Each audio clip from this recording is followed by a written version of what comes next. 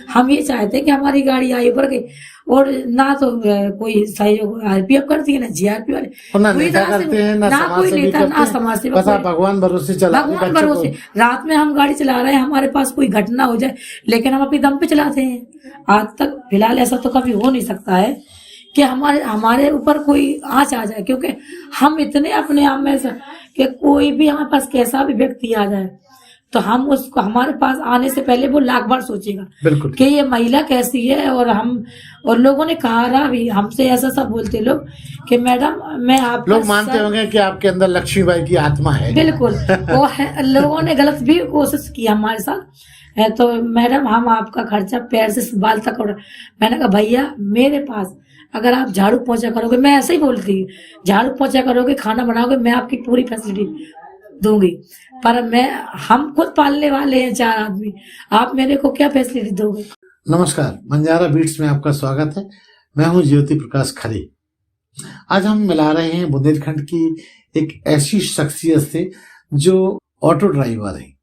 इनको पुलिस विभाग द्वारा सम्मानित किया गया है और बहुत विषम परिस्थितियों में ये टैक्सी का परिचालन करती है। चलिए मिलते हैं अनीता चौधरी जी से। नमस्कार अनीता जी। जी अनीता जी, आप इस प्रोफेशन में यानी इस काम में कब से आई हैं? हमको 2 साल होने वाला है। तो आप ने ये कब सीखा और कब आपके दिमाग में आया कि बुंदेलखंड झांसी में आपको टैक्सी या ऑटो को चलाना चाहिए? हमने एक महिला को देखा जो उस समय हम काम करते थे, कंपनी से आए तो अपने मॉल, विशाल मॉल के पास एक महिला को देखा कि वो ई रिक्शा चला रही। उसी दिन से हमने सोच लिया था गाड़ी ई रिक्शा चला रही है, धीरे धीरे ढका रही है, तो हम ऑटो चला सकते हैं। तो फिर उस समय हमारे पास पैसा भी नहीं था, फिर हमने वो पैसा लोन पे लिया और गाड़ी फाइनेंस कराई। अब सीखने का मौका कैसे मिलेगा हमें, वो भी लाइसेंस भी चाहिए था। लाइसेंस भी चाहिए था। तो उस समय फिर हमने लाइसेंस बनवाया और गाड़ी फाइनेंस करवाई, कर्ज से पैसा लिया। गाड़ी फाइनेंस करवाने के बाद अब चलाना कैसे सीखे। घर में बच्चा बड़ा है लेकिन वो सिखाए, उसको आती गाड़ी लेकिन वो चलाता नहीं है, उसने सिखाने की कोशिश भी नहीं की हमें। तो फिर हमने, हमारे बगल वाले देवर थे, हमने उनसे बोला कि भैया, तो आपने ठान लिया था कि हमें अब गाड़ी चलाना, टैक्सी चलाना सीखना? बिल्कुल ठान लिया। जिस समय हमने 2-4 लोगों से बात की कि हमें गाड़ी सीखना, सबने जी कहा कि तुम सब हंसते होंगे आप पे। सब हंसते होंगे। और एक बार ऑटो चला के बेटा हमारा जा रहा था बस स्टैंड, तो हमने बोला एक लड़के से कि हमको गाड़ी सिखा दो। तो बोला भाभी तुम गाड़ी सीखोगी, तुम पागल हो रही, लड़के को सिखाओ। हमने कहा नहीं भैया, ये गाड़ी हमने ही ली तो हम ही चलाएंगे इसको। फिर हमने अपने बगल वाले देवर से बोला, तो बोले भाभी ठीक है। तो हस्बैंड सो जाते थे, बच्चे सो जाते थे, हम अपने छोटे से बच्चे को लेके, छोटा वाला हमारे साथ जाता 10 से 11। तो कितने बच्चे हैं आपके? 3 बच्चे। अच्छा। तो हमने 3 दिन में ही गाड़ी सीखी, 1 घंटे। अच्छा। रात को किसी को पता नहीं चलने दिया। मायके वाले सब एलर्जी करते थे कि ये गाड़ी ना चलाए, पर हमने सोचा कि हमारी रानी लक्ष्मीबाई जब वो अंग्रेजों को मार सकती हैं और अपनी जहाँ सुरक्षा रख सकती हैं, तो क्या हम अपने बच्चे नहीं पाल सकते हैं? बिल्कुल। काम करने में तो दुनिया हर कुछ काम करे, लेकिन हमने सोचा हम अलग से एक ऐसा काम करें जिससे लगे सबको कि ऑटो चलाए। उस समय मुझे अपने आप में ये था कि मेरी टैक्सी में वाकई में लेडीज महिलाएं बैठेंगी। जब हम गाड़ी पे आए तो लेडीज ने संकोच करा कि ये लेडीज डरती होंगी कि कहीं आप टकरा ना जाए जी। और एक बार हमारे साथ ऐसा हो भी गया था, इलाहाबाद बैंक चौराहे पे गाड़ी टकरा गई। 4 पूरे वाले ने गाड़ी मार दी पीछे से और हमसे बोलने लगे कि मैडम मेरे को 30,000 दो। मैंने कहा 30,000 एक पैसा नहीं दो। उस समय हमने नीति शास्त्री को फोन करा तो दीदी ने पुलिस भिजाई और उन लोगों को डटवाया तो वो लोग चले गए। अच्छा अनीता जी, आपने टैक्सी तो बाद में चलाई, इसके अलावा आपने किन किन कंपनियों में या कहाँ काम किया, वो संक्षिप्त में बताइए। जी, सबसे पहले हमने डिस्पोजल कंपनी में काम करा 4-5 साल। किस कंपनी? डिस्पोजल इधर भवनपुरे पे है जी, ओम शांति जी, उसमें काम करा। और फिर हमने अंकित कंपनी में काम करा, बोरी फैक्ट्री। फिर पाल कॉलोनी में 2-3 साल वहाँ काम करा जी। तो बोरी वाली फैक्ट्री में ही कहा सुनी हो गई थी सुपरवाइजर से जी।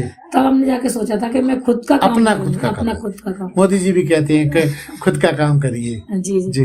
तो उस समय से फिर हम गाड़ी चलाना शुरू कर दिए अब दिक्कतें भी बहुत आई। हाँ, आपको वो और ड्राइवरों ने तो हमारे साथ इतना अत्याचार किया, इतना जो शुरुआत पुरुष ड्राइवर थे। जी जी शुरुआत में जाते थे तब हमको कोई ये नहीं सोचा कि ये लेडीज गलत सही है, सब हर ऐसी होगी ये लेडीज तभी तो गाड़ी चला। हमने कहा एक दिन हम इनको ये बता देंगे कि हम सही हैं, और आज हम गाड़ी चलाए तो सब आज हमारे ड्राइवर भी यही बात बोलते हैं कि भाभी ऐसी कोई लेडीज नहीं देखी हमने जी। और आपको जैसे आप काम करती हैं तो ड्राइवर तो सहयोग नहीं करते थे, लेकिन पुलिस वाले भी आपको परेशान करते होंगे। पहले शुरुआत में आरपीएफ में जीआर वाले बहुत परेशान करा। अब अभी भी नया जो डिपार्ट आता तो वो भी परेशान करते, लेकिन जो पुराने हैं वो पुराने स्टाफ कोई नहीं बोलता है। और पुलिस विभाग तो फिलहाल हम आपको पुलिस विभाग ने एक सम्मान दिया, जी जी उसकी पूरी व्यथा बताइए क्या रही। डीआईजी ने हमको आइकॉन बनाया, सम्मान करा था इलाइट चौराहे पे। उस समय से हमें सभी लोग जानने लगे हैं, और पुलिस विभाग से कोई जानने भी लगे होंगे, डरने भी लगे, कोई बोलता भी नहीं है। और ट्रैफिक वाले भी बहुत लोग अच्छे हैं जो बोलते हैं मैडम साइड में गाड़ी लगा लो और बहुत लोग ऐसे भी है कि मैडम हटाइए इधर से गाड़ी, तो हम किसी को डरते नहीं, हम बोलते भैया मैं गलत तो करनी नहीं, सवारी 5 मिनट की बात है, 5 मिनट सवारी लेके चले जाओगे। तो परेशानी तो बहुत आई। कभी कभी आप कहाँ सवारियों को लेकर कहीं भी अगर बबीना की सवारी मिल जाए तो वहां भी, करेरा उड़ई काल भी, कहीं भी चाहे कहीं भी आपको हमें जैसा जानकारी मिली है कि आप सिर्फ रात में गाड़ी का संचालन और चलाती हैं। जी जी हम तो आपको डर नहीं लगता? नहीं, हमको सबसे ज्यादा रात में ही चलाते हैं। शाम को 6 बजे निकलेंगे और सुबह 6 बजे तक ही चलाते हैं जी। और रही बात ड्राइवरों की तो बीच में ही इज्जत से नंबर लगा के खड़े होते हैं। कोई चीज हम झांसी के आइकॉन भले हैं, लेकिन हम किसी को ये नहीं दिखाते कि हम पावर में हैं। ड्राइवरों के बारे में ये देखा गया है कि स्टेशन पर जब गाड़ी आती है तो वो झपट के सवारियों को बटोरते हैं। तो उस प्रतियोगिता में आप कैसे काम कर पाते हैं? हम पहले सोचते हैं, फिर हम उसके बाद में हम भी उनसे भिड़ जाते हैं, डरते नहीं है, क्योंकि वो इतना कसी करते हैं कि इतना गंदा बोलते हैं, वो भी सहना है। अब जब अपने बच्चे पालना तो उसे डरते नहीं है। वो लोगों ने बहुत सोचा कि ये महिला डर जाए और डर के बैठ जाए, लेकिन हम कभी किसी को डरे नहीं। डरते तो आज हम इतने आगे नहीं होते, आप सबके सामने नहीं आते जी। और घर और किस तरह की मुश्किलें परिवार में, समाज में, मोहल्ले में? परिवार वालों ने तो बहुत कुछ कहा, हस्बैंड ने भी, बच्चे ने भी, सबने डांटा कि मम्मी तुम गाड़ी नहीं चलाओगी। हस्बैंड बोले मेरी नाक कटवा रही है, मेरे घर वाले बोले असल में महिलाएं सीधा ड्राइवर बनती नहीं है, तो उनको लगा लोग क्या कहेंगे। तो लेकिन सर हम तो ये सोचा कि अगर हम इनकी बात मान के अपना खुद का काम नहीं करेंगे तो फिर वही उधर जाएंगे कंपनी में, तो वही मैंने सुपरवाइजर से लड़ाई, कभी लेबर बहुत झगड़ा होता था। तब अब इसमें ठीक है, खुश है। पर आपके परिवार को पालने के लिए इतना कुछ हो जाता है? हाँ हो जाता है। हम 500-600 रुपये कमा लेते हैं, उसमें खुशी मिलती है हमें कि खुद का अपना तो है कम से कम। दुख तो होता है जिस समय हम घर आते हैं तो घर में भी परेशानी, लेकिन जब हम बाहर जाते तो बाहर दुनिया मुझे बहुत अच्छी लगती। और जितने लोग भी मेरे को मिलते हैं सिर्फ और सिर्फ मेरा सम्मान करते हैं, लड़की हैं और लड़के जेंट्स सब लोग। ऐसा दिन है जिस दिन मेरी 1-2-4 फोटो ना खींचे तो सब लोग आपको एक प्रेरणा स्रोत मानते हैं। उस समय मेरे को ये पता नहीं था कि हम तो अपना घर चलाने के लिए गाड़ी चलाए, मुझे इतना सम्मान मिलेगा। तो हम अपने आप में ऐसे खुश हो रहते कि चलो सम्मान तो कम से कम। आप हमारे दर्शकों को कुछ ऐसा वाकया सुनाइए जिसमें आपको बहुत पीड़ा तकलीफ हुई हो और आप चूंकि सही है तब आपको लगा हो कि मुझे तंग किया जा रहा है। तकलीफ क्या, ड्राइवर बहुत मारा पिट्टी हो जाती है तब बहुत तंग करते हैं, फिर आके झगड़ा होता है। कभी कभार आरपीएफ वाले आ जाते डांटते हैं मेरे को, लेकिन हम उनसे डरते नहीं। मैं भैया मैं अपनी झांसी में नहीं कमाऊँ तो कहाँ कमाऊंगी और क्या करूंगी? तुम लोग तो बाहर से आए हो, इधर नौकरी कर रहे, हम कहाँ जाए? आप लोगों की पूछते आ गई है, लेकिन हम डरते नहीं। अच्छा, इकलौती टैक्सी ड्राइवर हो तो लोग आपको देखते भी होंगे, घूरते भी होंगे। बहुत घूरते हैं, देखते हैं, लेकिन देखते और खुश भी होते हैं बहुत लोग। कुछ लोग बहुत खुश होते हैं। और लेट्स हैं गांव की, तो वो गांव की होती हैं, गांव की लेट्स हैं, देखेंगे कि वो क्या कहती हैं? गांव की लेट्स देखें, हम नहीं जाए, हम दूसरी गाड़ी में जाते। हम उससे बोलते थे कि इसमें क्या भाड़ा नहीं देते तुमको, उसमें भी तो भाड़ा देना, तुम्हें क्या मतलब हम जाना। लेकिन जो पढ़ी लिखी महिला है वो तो मेरा सम्मान करती है। वो ये कहती है कि मैडम मुझे जितना अच्छा एयरप्लेन में अच्छा ही लगा, उस समय आपको गाड़ी में बैठते ऐसे लगा जैसे हम जन्नत में आ गए हैं। और बहुत खुशी होती है लेट से। और रही बात बुरे की, तो बुरा तो हमारे साथ बहुत हो गया। हमने कभी ये तरह, एक बार तो पुलिस वाले आए हमारे सिविल में परीक्षा लेने हमारी कि मैडम कहाँ तक है, हमसे बोलने लगे कि मैडम हमको जाना है और रूम कहाँ मिलेगा। और हमने कहा भैया कौन सी है। अच्छा, बदनीयत हो गया है वो। हाँ, बदल के मतलब इस लेडीज को हम देखे।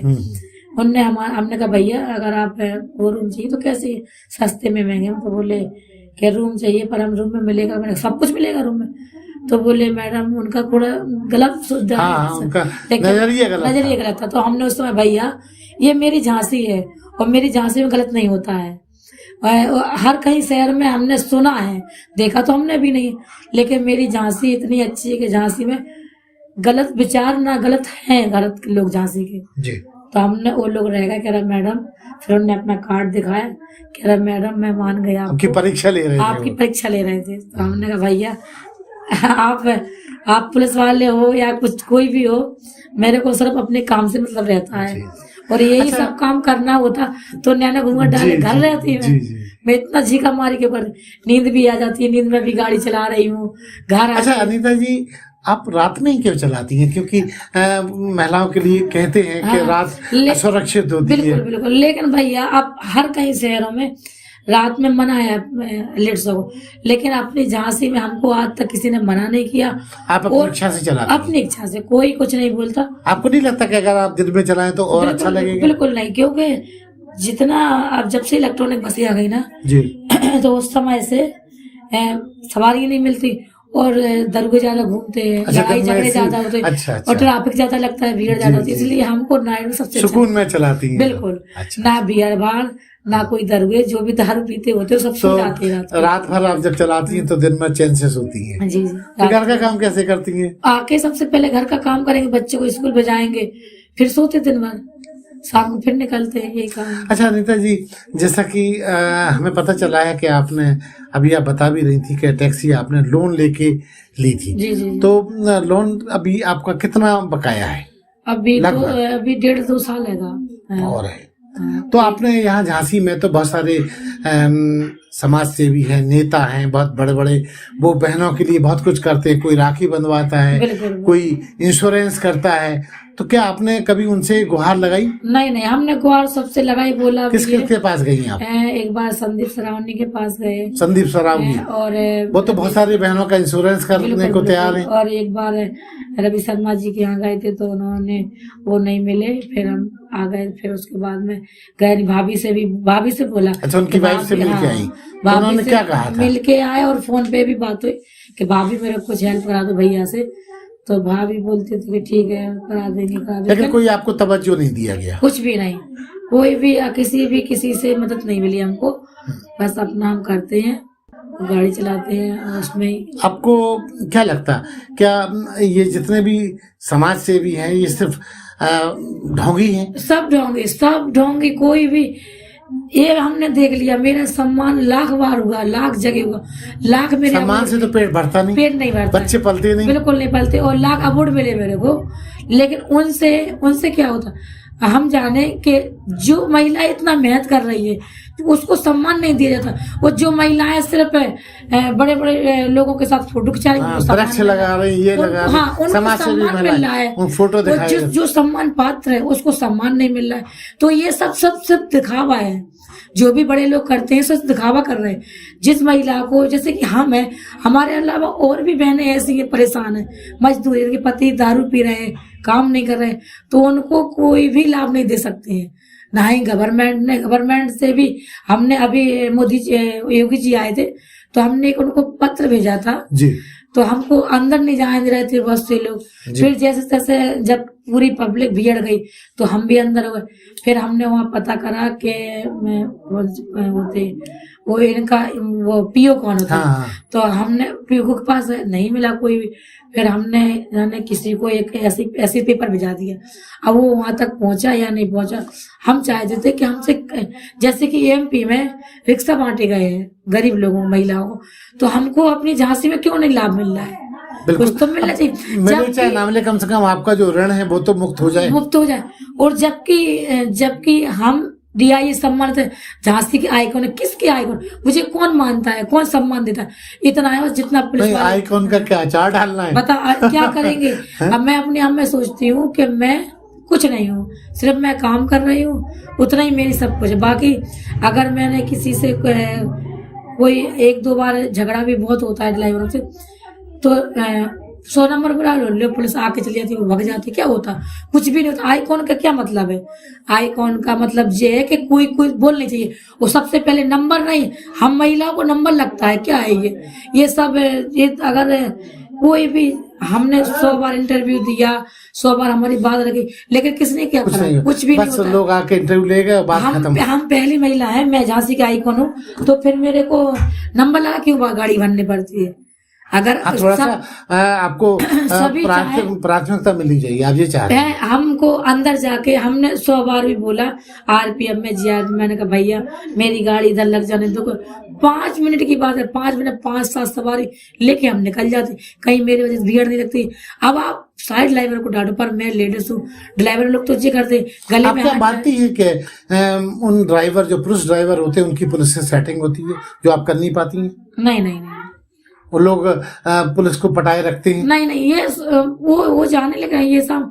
हम तो सिर्फ उनसे भैया करके बात करेंगे, हेल्प मांगने की, ना हम उनसे पैसे मांग रहे हैं, ना ही कुछ, हमें भैया हमारी गाड़ी मदद मांग रही हैं, मदद मांग रहे हैं। क्या आपके सामने कोई हम गलत तो कर नहीं रहे, हमारी गाड़ी तो 5 मिनट के लिए खड़ी, जैसी ट्रेन आई वो तुरंत सवारी लेके हम निकल जाएंगे। आपकी गाड़ी में कुछ पोस्टर वगैरह भी लगे हैं जो आपकी गाड़ी अलग दिखती है? हमारी गाड़ी अलग दिखती, डीआईजी का बैनर लगा हुआ है, और डीआईजी ने लगवाया था, तो पहचान है कि झांसी की प्रथम महिला ऑटो चालक। उसमें कभी आपको ऐसा लगा कि जब आप मुश्किल में हैं, आपको तकलीफ मिलती है, तो आप डीआईजी से सीधा करें कि भैया ये कैसा आइकॉन बनाया? हम एक बार कोशिश भी करी हमने, हम गए वहां, उनके लोगों ने हमको मिलने नहीं दिया। डीआईजी कह रहा मैडम पत्र, मैंने लिख के भी दिया, मैंने कहा हमको डीआईजी से बात करें, मैं कैसी आइकॉन हूँ, मेरी कोई वैल्यू नहीं है, मैं स्टेशन पे अंदर नहीं जा पाती हूँ, सवारी नहीं भर पाती हूँ, अंदर जाती हूँ तो आरपीएफ वाले जी इधर कैसे घूम रही मैडम, जाइए, तो हमारा रिक्शा हमारी ऑटो नंबर पे रखती, ये क्या, मैं कैसी आइकॉन हूँ? मैं कोई आइकॉन नहीं, कोई कुछ नहीं है।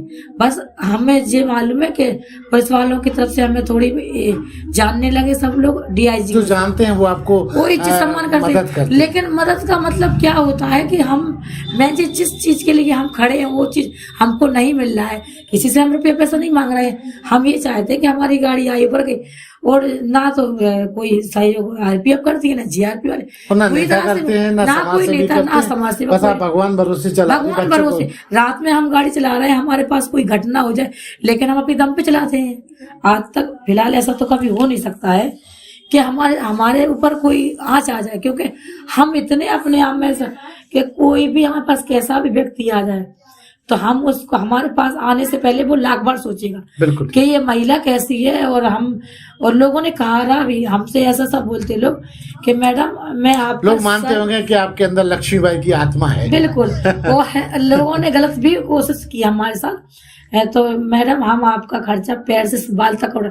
मैंने कहा भैया मेरे पास अगर आप झाड़ू पोंछा करोगे, मैं ऐसे ही बोलती, झाड़ू पोंछा करोगे, खाना बनाओगे, मैं आपकी पूरी फैसिलिटी दूंगी, पर हम खुद पालने वाले हैं 4 आदमी, आप मेरे को क्या फैसिलिटी दोगे? मतलब मानती हैं कि जो जिस भाषा में समझता है उस भाषा का इस्तेमाल कर लेती हूँ। हाँ, उसको मुझे हैंडल करना आता है।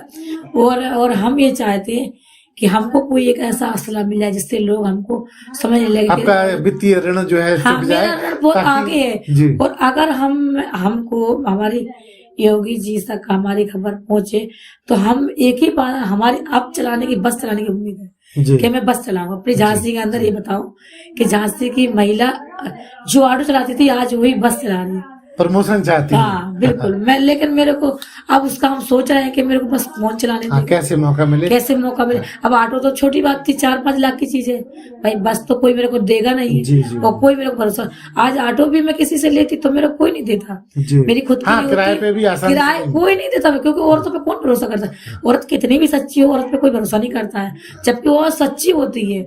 और जबकि हर जगह नारी शक्ति की बात होती है, नारी प्रमोशन की बात होती है, पर मानता सब किताबी बातें हैं, जैसा माइक में बोलने वाली बात है। नेता लोग इसका इस्तेमाल बहुत करते हैं। ये सब इस्तेमाल वाली बात है, बाकी मानता कोई नहीं है।